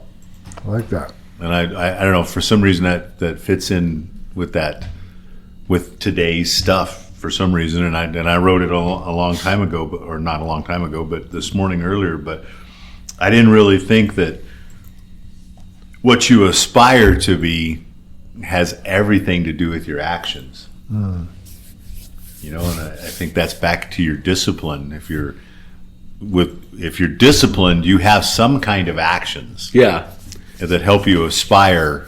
Yeah, who knew Bennett was going to give us a word of the day? You know what I mean? With discipline, what a great thing. Yeah, Right. Yeah. Funny how we latch onto that stuff sometimes. So that was a good one, Jim. Yeah. So true. I haven't went on the political rant for a while. I kind of touched on it earlier, but What do you consider a while? like about 30 minutes. Like a week? Oh yeah, yeah. My wife would be like, "You can't even say that." I haven't went to the bathroom in a while. Right. Yeah, exactly. That's the same as politics, going to the bathroom, right? Yeah. Too funny. No, I just wanted to bring up that, we're well over a year away from even thinking about voting here in Colorado for a new governor. And so far, 12 Republicans have already jumped in the arena to vie for that spot. Wow. To run for governor, and Barb Kirkmeyer has sent out a special announcement for next Tuesday, and the premise is she's going to announce her wanting to run for governor, and I guess it gives me hope that these people want to bring back a realism to Colorado, and we've become so left and whatnot, and I I went to an event last week, and I didn't get to talk to all you guys about it because I wasn't really back the next day, and then I left early and whatnot. So went to a fundraiser for Gabe Evans. And here's what scares me about where we're at, because everyone for the last 5 years have said, oh, we're following California. We're following California. We're just California now, blah, blah, blah, blah. And I've always had that locked in my mind. And Gabe has spent enough time at the nation's capital now, in his congressional seat. What he was able to do was explain to us that the rest of the United States has come to the realization that California is whacked. They are off their rocker, right? Now when California does something, it's like, oh, that's crazy California. We're not going to do that, right? They've actually finally garnered that view of what people think they are. Here's the problem. Gabe says Colorado is the new California now, because we've gone so far off the deep end, but the rest of the country doesn't realize that.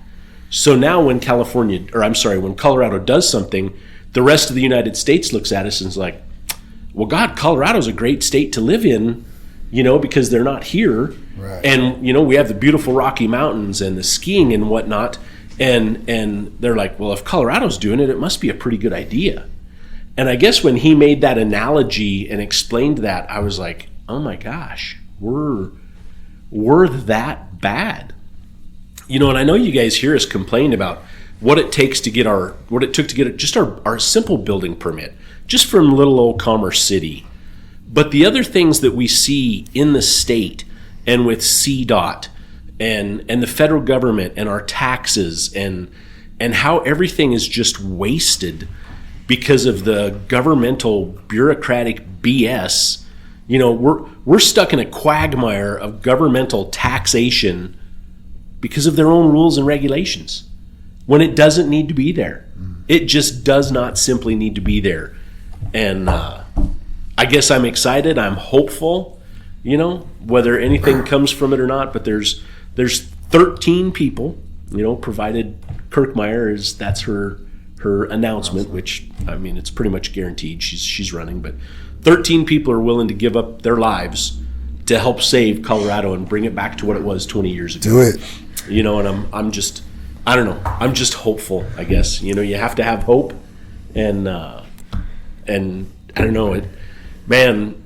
I've gotten to know Ray Scott well enough. Politics is a blood sport. You have nothing easy comes in politics, and it's dirty. It is a dirty game. It is a blood sport. So anyway, I'll leave it at that. There's not much to say about it or do about it, but I'm super hopeful, I guess. That's interesting. I don't plan on leaving Colorado, but in the back of my head, I'm like, where would I go? Where would I go? And Idaho's one place that pops out because obviously they got good hunting out there.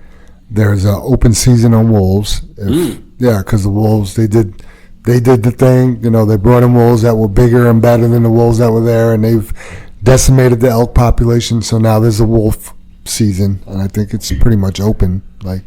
Nice. Yeah.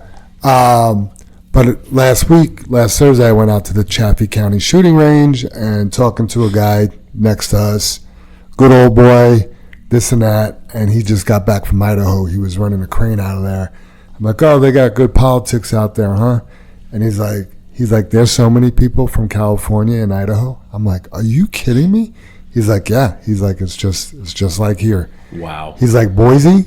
He's like, it's very left and very liberal. He's like, I'm like Boulder? He's like, Boise is the Boulder of Idaho. I'm like, no way. Yeah, I thought Idaho was red, like, the state Texas red, Yeah, the state is, but Boise is definitely changing. It's like a half. Yeah. I mean, it's still whole red, but it's like there's a lot of too close to Washington. Yeah. Gotcha. Crazy. Well, I'm a firm believer. I know Trump said it had to do with our mail-in ballots, but I think that's why we've lost the Space Command, is because Arkansas is red and Colorado is blue. Could be. It'll be interesting to see what comes of that, Dave. I do know when Alabama. Is it Alabama? Yeah. When all that started and we built it, right? Space Command. Yeah, I mean, Peterson Space Center down there east of the Springs is big time. I mean, they've been doing that for 20 years. Right, but one of the things that I understood before Trump was even president is Alabama won the bid for that years ago. Gotcha. And it, for whatever went on, they didn't put it there. And I don't understand what went on, but they won the bid for that.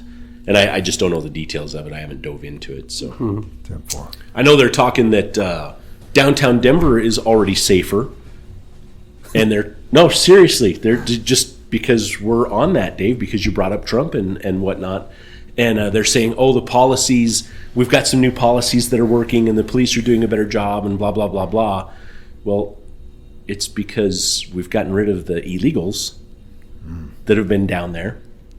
ICE has rounded tons of them up and carted them off, right? And it's just safer, as a whole downtown is what they're saying. But, our little Colorado government is claiming, hey, we did that, when in actuality they didn't. Right. So. Any other final thoughts, guys? Jim, did you have any final thoughts? I did. Nice. Did you already? I did. You were busy down there. I was checked out. You were thinking of your final thought. Do you have any final thoughts? Work on your discipline. Okay. I mean, I think if I would come up with something, I think, like Dave said, the word of the day from Bennett is work on your discipline. Yeah. I mean that Master discipline. You're the man.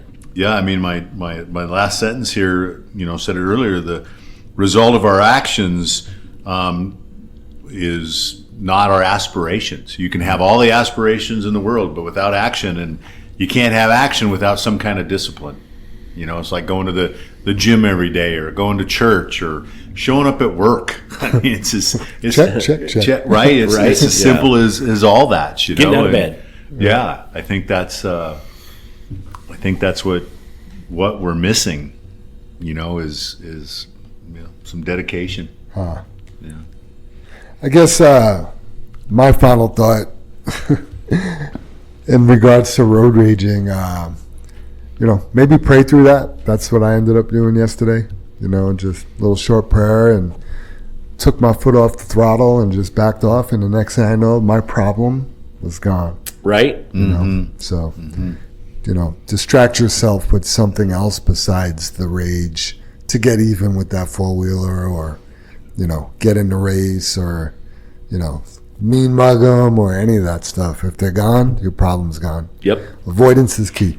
Good Yeah, point. the interesting to pray, something to distract yourself. But, lately it's just why? Why does that person bother you?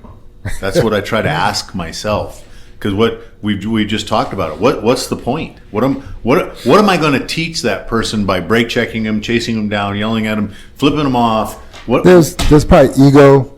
There's probably pride and ego, and you got me. I understand where you're going. Jim. To be I wasn't going to dive all the way in here, but I got this thing, and it's called a prayer rope, and it's got little knots, and you say a little prayer for each knot, and it's almost like meditative. You know what I mean? So, like, to be able to grab that rope in that moment and just be like, next thing I know, he's gone, and I'm in prayer, and everything's good. Nobody called in on me. Yeah. Yeah, and the thing is, you both are right, or everybody's right. Is the thing is, unless you just come to the light at the same time, usually that person's gone. Right. They're just gone. You leave them, or they leave you, and it's like, okay, it's over. There you go. Pretend it's an elevator. You wouldn't do that to him if you were on an elevator. Probably not. You wouldn't be the aggressor or the other person getting even. Right. Yeah, it would be more I'm sorry, or excuse me, or something like that, or whatever. What floor are you going to? Yeah, Right. Let me help you get there. Yeah. When are you getting off? And too, you got to be careful, like you said, Jam, because these people, some of them could be like redliners. Like the dude that just shot that 11-year-old boy for ringing his doorbell. Yeah. He went out down his front lawn and started shooting at the kid and dropped him in the street. Wow. Because he rang his doorbell and ran away. Yeah, Heck, we used to do that all the time when I was a kid. Yeah, ding dong doorbell. Yeah. mean, that was Yeah, I mean, just to keep diving in, so I was made aware of, so Bella went to a summer camp at a church. Okay, I won't say which church.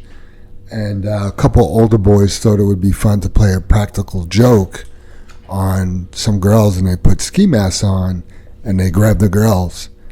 And I found out about this, and I mean, like, I saw red, and it happened a while ago. Who has ski masks? Right.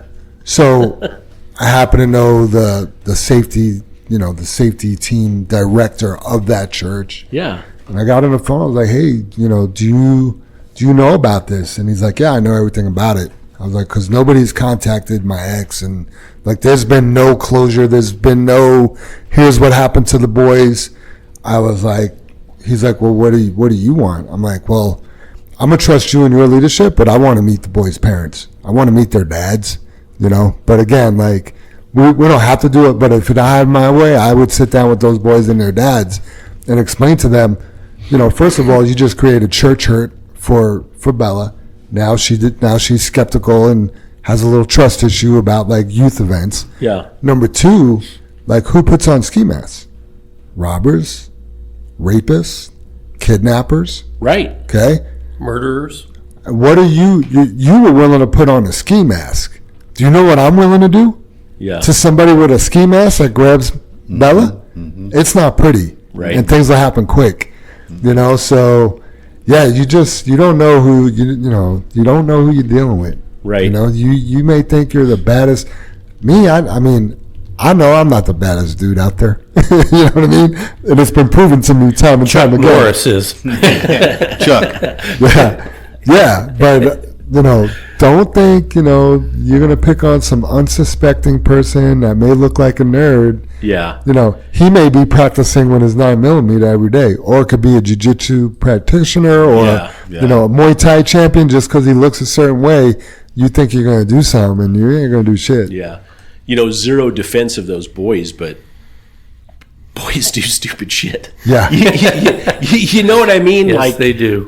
Zero defense. I mean, No. I'm not defending them at all. Listen, I've done worse when I was a kid, Right? but I was an idiot growing up in Queens doing some real risky Yeah. shit. Yeah. You know what I mean? And you never know, Jam. That might be a turning point, if you would get the opportunity to sit down with them and their parents. Right.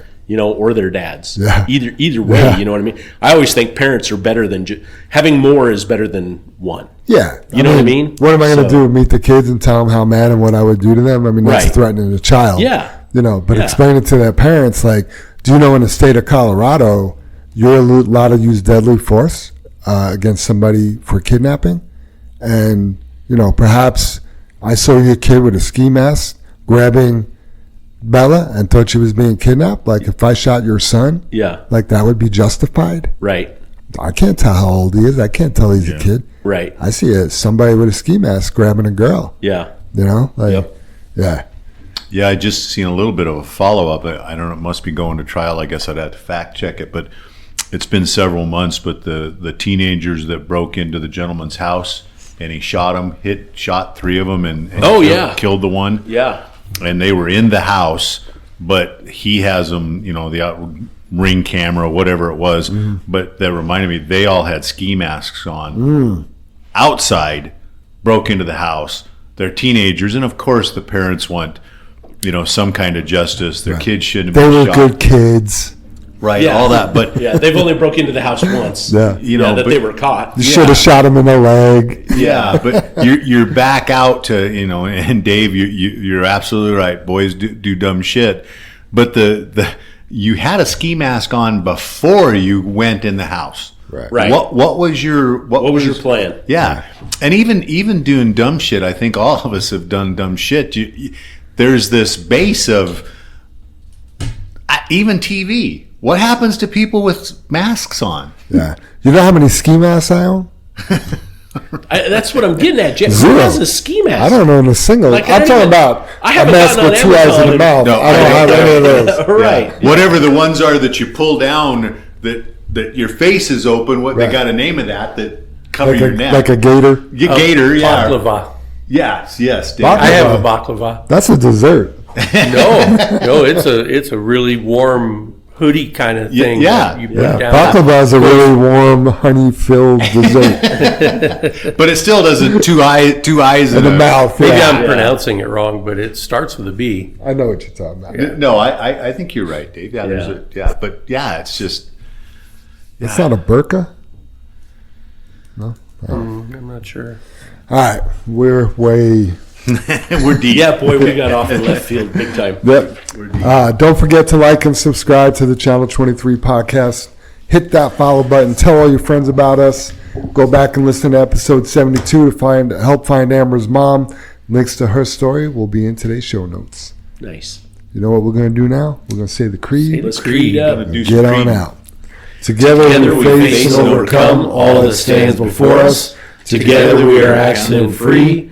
Together we joyfully create honest value for those we serve. Together we celebrate our differences and respect those with whom we work. Together we are accountable for our words and our actions. Together we are the JFW family. All right, everybody. Thanks for listening. Throw away your ski mask, Yeah. Yeah. and we'll catch you next time. Not a good look. Thanks, everybody. Be Be safe. safe.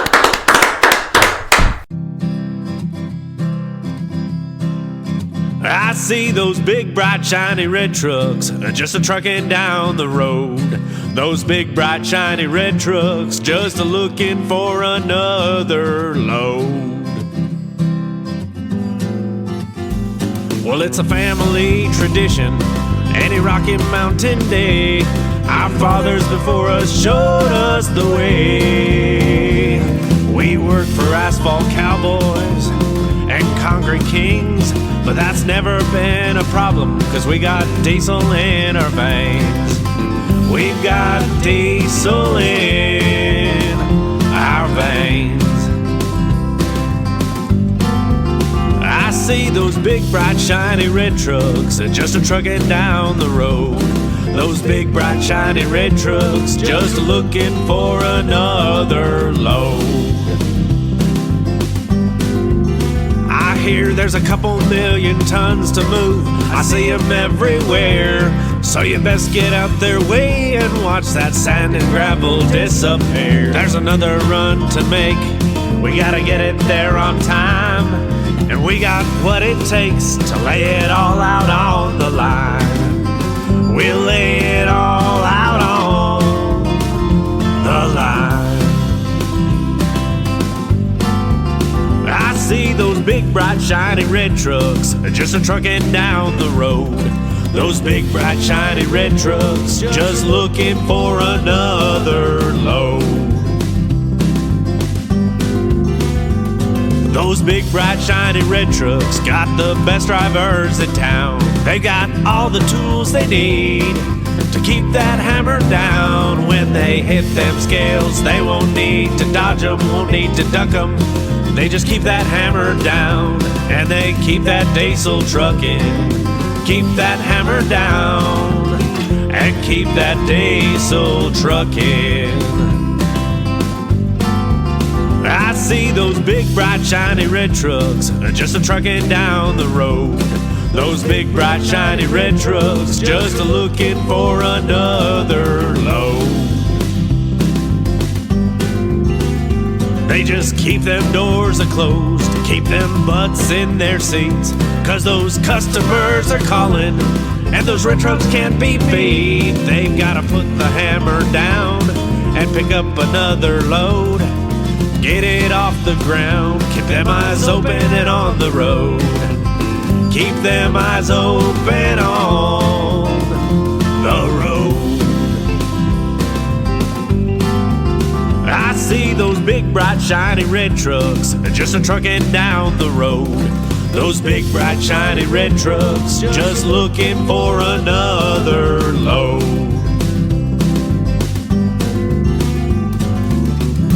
Breaker 23, anybody got a copy on that Channel 23 podcast? Welcome, and thanks for listening.